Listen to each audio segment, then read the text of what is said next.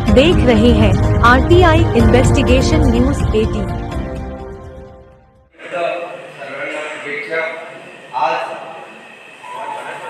कार्यक्रमाचे अध्यक्ष आमचे छोटे काका प्रमुख पाहुणे म्हणून बोलवणारे श्रीकांतदादा जोशी,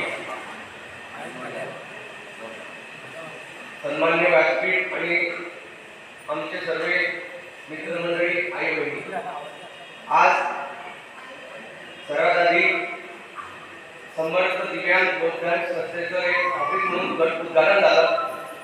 त्यांना त्या ऑफिसच्या सर्वात आधी शुभेच्छा देतो. त्या ऑफिसच्या माध्यमातून ज्या काही योजना आहेत त्या ऑफिसच्या माध्यमातून तुमच्यापर्यंत पोहोचवण्यासाठी हे ऑफिस उभं करण्यात आलेलं आहे. ऑफिसचं उद्घाटन करताना युवराज भाऊ यांनी एक विषय मांडला की हे ऑफिस आम्ही भाड्याने घेतलेलं आहे. ज्यावेळी एखादी कॉन्फरन्स होईल त्यावेळी आम्हाला एक गाळा देण्यात यावा आणि सर्वांच्या वतीने, तुमच्या सर्वांच्या वतीने, आमदार साहेबांच्या वतीने मला असं वाटतं की आपल्याला होकार दिली पाहिजे. कारण की आज तुम्ही सर्वजण भाडं भरू शकत नाही किंवा तुम्ही ते उभा केलेली एक संस्था आहे, ती संस्था चालली पाहिजे. इथं कुठेतरी आमचाही सहभाग पाहिजे. तर ज्यावेळी कोणताही नवीन कॉम्प्लेक्स तयार होईल त्या कॉम्प्लेक्समध्ये आमदार संजयजी सावकारे यांच्या वतीने आम्ही आश्वासन देतो की एक गाळं तुम्हाला तिथं कोणतंही भाडं लागता ते कायमस्वरूपी तुम्हाला देण्यात येईल, हे आश्वासन आम्ही देतो. यापुढेही राज्य सरकार, केंद्र सरकारकडे ज्याही योजना येतात त्या योजनांमध्ये जेही काही त्रुटी राहतात कागदांमध्ये ते तुम्ही आमच्याकडे या आणि आम्हाला सांगा, आम्ही कागद पूर्तता करू. काय होतं, तुम्ही येत नाही, पोहोचत नाही आणि ज्या सीमा असतात चालल्या जातात, सीमा फार मोठ्या आहेत.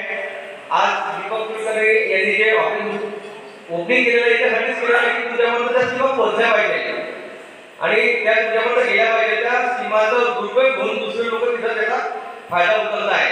तर कधी कधी असं वाटतं की तुमच्याकडनं आम्हाला प्रेरणा मिळत आहे, कारण आम्ही तरी सगळ्या गोष्टी परिपूर्ण आहे, पण आम्ही परिपूर्ण असं की कुठेतरी आम्ही शांत बसलेलो आहे आणि कुठेतरी घट्ट आहे. तर तुम्ही आमची प्रेरणा आहे.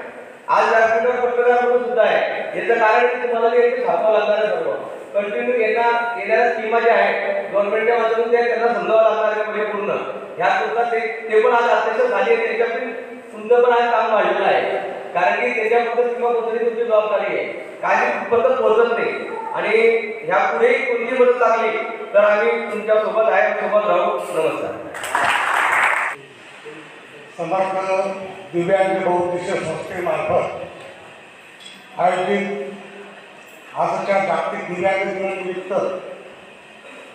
इथं सर्व जमा असलेले, हजर असलेले माझे दिव्यांग बंधू भगिनींनो, आजच्या कार्यक्रमाचे अध्यक्ष आपल्या सर्वांचे परिचित असलेले श्री JB कोटेचा साहेब, त्यानंतर श्री सुनीलजी निवेसन, श्री पिंटूभाऊ कोठारी, कुसावरचे तलाठी असलेले आपले पवनजी नवगारे, प्रशांतजी बोरोले, श्रीकांतभाऊ जोशी आणि आमच्या सर्वांचे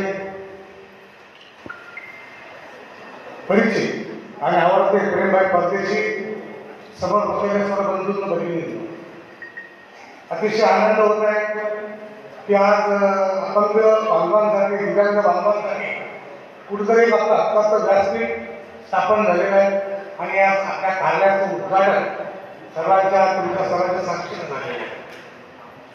खरं तर याची खरंच गरज होती, कारण गेल्या कित्येक वर्षापासून बघतोय दिव्यांग बांधव यांना ज्या प्रकारे शासनाकडनं मदत झाली पाहिजे किंवा कुठल्या योजनेच्या माध्यमातून त्यांना मदत झाली पाहिजे त्याचं मार्गदर्शन होत नाही आणि त्यामुळे अनेक योजना ज्या शासनाच्या आहेत त्या आपल्यापर्यंत पोहोचू शकत नाही.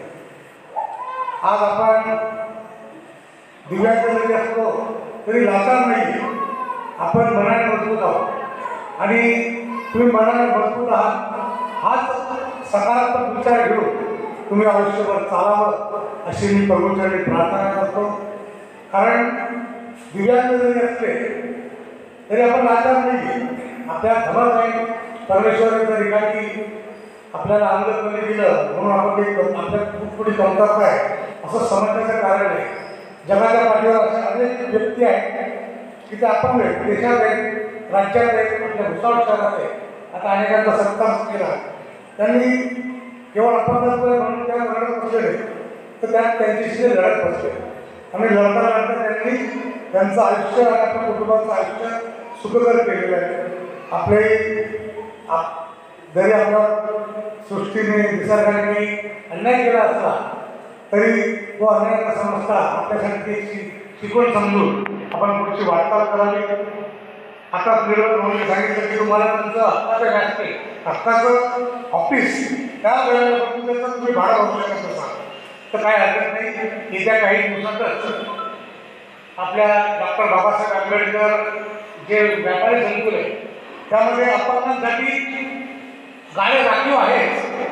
मागासवर्गीय SC ST आणि अपंग यांच्यासाठी ते गाड्या काही प्रमाणात राखीव आहे. आपण त्यासाठी निश्चितच तो पाठच वेगळा समजू तुमच्यासाठी आपण प्रयत्न करूया. यापूर्वी अनेक संस्थांना अशा प्रकारचे गाड्या देण्यात आलेले आहेत. अगदी अनेक संस्थांच्या नावे आजही नगरपालिकेमध्ये गाड्या आहेत की त्यांनी दुसऱ्यांना भाड्याने दिलेले आहे. त्यापुढे त्यांचं गुजराण चालू आहे. आनंदाची बाब आहे. परंतु आपल्या अपंग बांधवांसाठी जर कुठेतरी हक्काचं ठिकाण मिळत असेल तर त्यासाठी आम्ही निश्चितच पूर्णपणे प्रयत्न करू. कोकण आश्वासन दिल्याने आम्ही जे करू ठामपणे करू. त्यामुळे आम्ही तुमच्या पाठीशी ठामपणे आहोत. काळजी करण्याचं कारण नाही.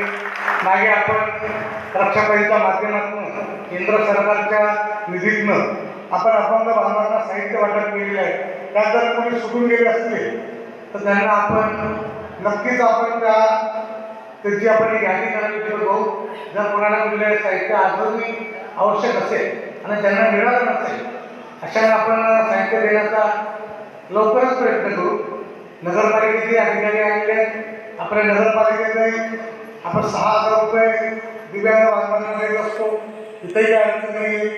तलाठी साहेब तुम्हाला विनंती की ज्यावेळी आमचे बांधव येत असतील आणि त्यांना कुठला काही कागद लागत असेल तुमच्याकडे दाखले लागत असेल आमच्या अपंग बांधवांना तुम्ही प्राधान्य द्या आणि त्यांचं काम किती लवकर होत असेल जेवढ्या लवकर होत असेल असं आपण करा. कारण निसर्गाने जरी अन्याय केलं तरी आपण अन्याय करायचं नाही. आणि आपल्या हाती जर काठी असेल कुणी अधिकारी काम करत नसेल अनेक बँकांमध्ये पुढं शासन दरबारी ठेके घालत असेल तर मग